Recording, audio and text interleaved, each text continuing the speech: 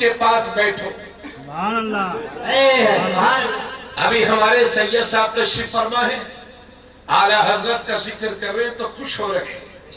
और कुछ पीर ऐसे हैं जो कहते हैं हमारी आला हजरत से नहीं बनती, वो मौलवी थे और हम वली हैं। अमा पीर साहब हम जानते हैं आपकी आला हजरत से बनती क्यों नहीं है। आपको 4-4 अंगूठी पहननी है इसलिए आपकी आला हजरत से नहीं बनती। आपको अजनबी औरतों से हाथ पैर दबाने इसलिए आपकी आला हजरत से नहीं बनती है। आपको मुरीद के घर नाश्ता भी करना, खाना भी खाना है, लेकिन जब नमाज का टाइम हो जाए तो आप कहते हैं मैं हरम में नमाज पढ़ता हूँ, इंडिया के मौलवियों के पीछे मेरी नमाज नहीं होती, इसलिए आपकी आला हजरत से नहीं बनती। अरे आला हजरत से चलने वालों, चिल्ले वालों, तुम मर जाओगे मगर अजमत रजा को कम न कर सकोगे। और एक पीरपुर वालों, बाद नमाज ईशा से अगर इस जमीन पर इमाम अहमद रजा का जिक्र हो रहा है तो नाज करो अपने आप पर, इसलिए कि आज के दौर में इमाम अहमद रजा एक ब्रांड का नाम है, ब्रांड का नाम। अगर किसी की सुन्नत को परखना हो तो उसके सामने इमाम अहमद रजा का जिक्र कर दो। अगर चेहरे पर 12 बच जाए तो समझ जाओ कि गद्दार है, मुस्तफा है, और चेहरे पर खुशी के आसार जाहिर हो जाए तो समझ जाओ कि वफादार है, मुस्तफा।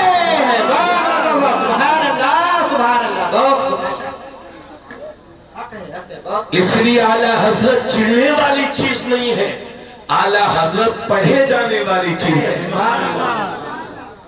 जोर से बोलिए सुभान अल्लाह। सुनेंगे ना आप लोग पूरी तवज्जो से?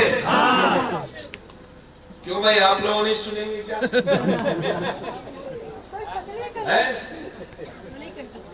चलिए ठीक है, वो कहीं रैली में गए होंगे इसलिए थके हुए हैं।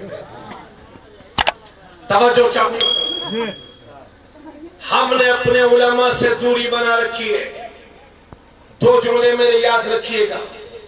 पहली बात तो यह है कि हमें अच्छे उलमा मिलते कम हैं, और अगर मिल जाते हैं तो हम उनकी कदर नहीं करते।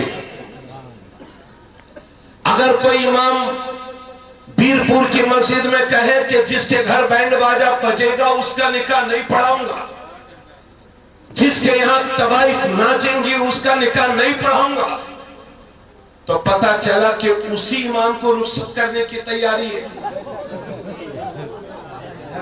और ये पैसे वाले जो दुनियादार आधी अकल के ये सेठ बने घूमते हैं, सेठ घमंड तकब्बुर में 2 कलमे याद नहीं होते सही से।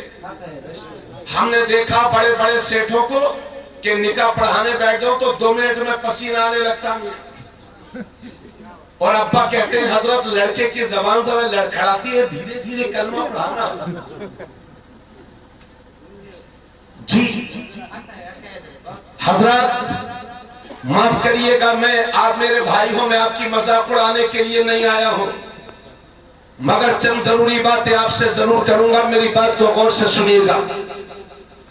आज के दौर में मुसलमान जिन हालात से गुजर रहा है, अगर यही हालात रहे और इसी तरह से हम गफलत की चादर ओढ़कर सोते रहे तो इस मुल्क में आने वाला वक्त आपके लिए और भी डेंजर और खतरनाक हो जाएगा।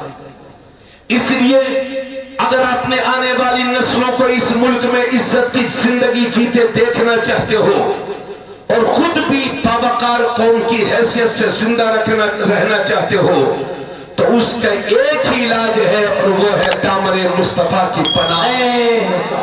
आ जाओ नबी के दामन में सिमट जाओ, इंशाअल्लाह सारी मुश्किलों का हल हो जाएगा। मगर हाय रे मुसलमान, हजरत माफ करिएगा मौलाना मुश्ताक साहब, मगर मैं अगर सच न बोलूं तो मुझे टोक दीजिएगा।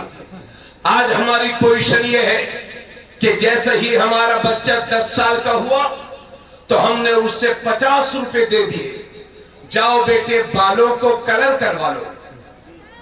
अब ये 10 साल का बच्चा कोई बालों को नीला करवा रहा है, कोई पीला करवा रहा है, कोई हरा करवा रहा है।